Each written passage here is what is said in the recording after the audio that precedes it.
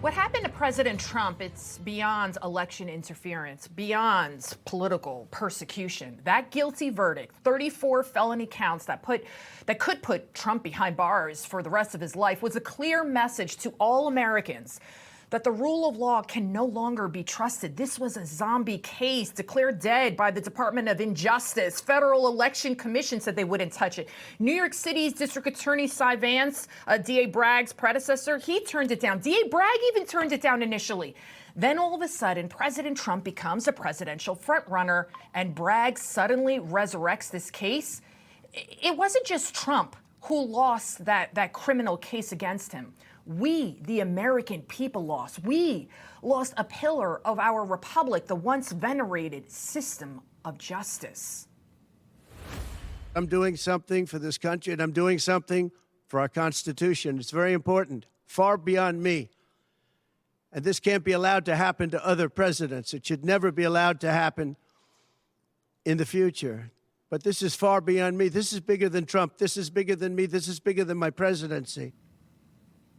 He is right. This is no longer just about President Trump. This is beyond even what we've seen in banana republics, what we've seen in communist nations like the Soviet Union, Cuba, Albania, Yugoslavia, where my parents fled to come to America, because this is America. This is supposed to be the greatest country in the world, the United States of America. Think about this, guys. The United States, we're supposed to be a beacon of freedom, of truth, justice. Yet here we are. Trump is 77 years old, no criminal record. He runs for president for the third time, right? And he gets hit with 91 charges. This entire farce, this circus, it is a damning indictment. It is absolute proof that the America we knew and loved, it is about to perish. Our government is supposed to be by the people, for the people, not indict the people, not investigate the people, and not destroy the people that dare to speak the truth. If they can do this to me, they can do this to anyone. These are bad people. These are, in many cases, I believe, sick people. When you look at our country, what's happening, where millions and millions of people are flowing in from all parts of the world, not just South America, from Africa, from Asia, from the Middle East, and they're coming in from jails and prisons, and they're coming in from mental institutions.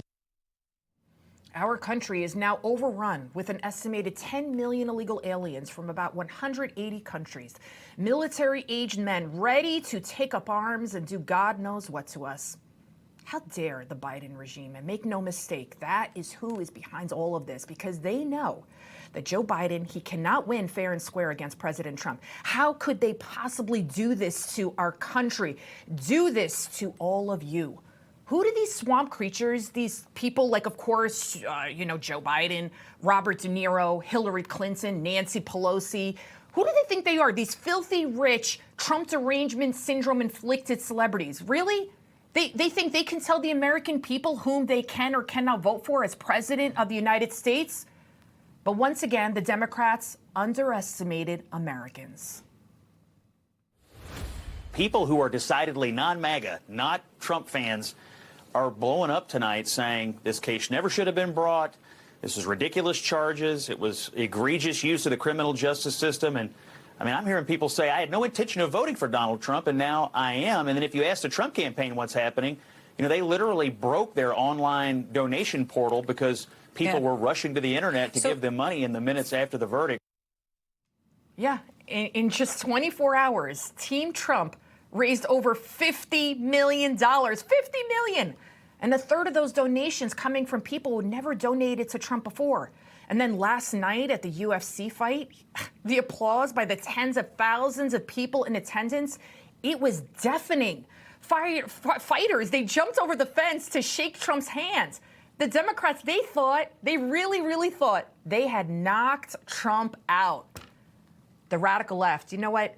We know they are determined to destroy this country.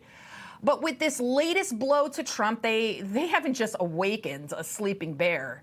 They've inadvertently reignited that beautiful, rebellious, revolutionary American spirit that this country was founded upon. We cannot and will not surrender to the evil forces trying to envelop this country.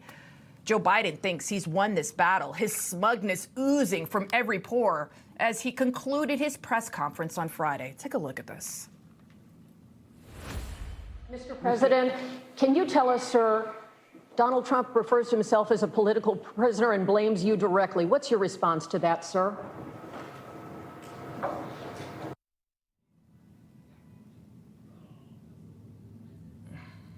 Smirk all you want, Mr. President. Smirk away. You may have won this latest battle, but the war to win back this country, ooh, it is far from over. Judgment Day is coming for your entire regime on November 5th.